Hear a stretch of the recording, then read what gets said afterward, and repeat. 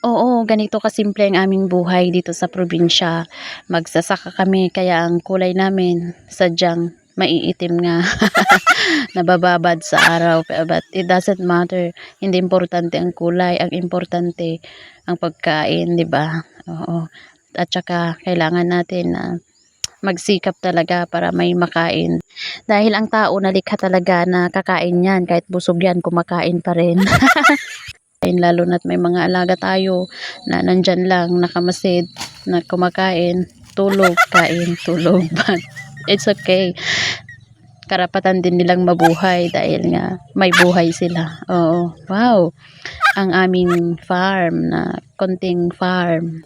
Pinagkukunan namin ng aming makakain dahil napaka mahal na ngayon ang bigas. O biro mo yung isang may kalahating kaban, 1,250, which is very expensive. Kaya kailangan nating magsikap talaga para may makain dahil nakakahiya naman na malalakas tayo pero mamamalimos tayo.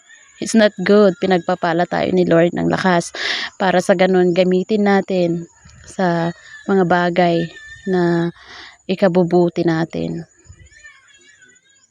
Ito, Hmm. ulan tentu. Mulaan tati puraw. Puraw nga mais. Tadati mirmiriendain. Oo, napakasarap talaga, 'di ba? Kahit ganito lang buhay ko, kontento na ako.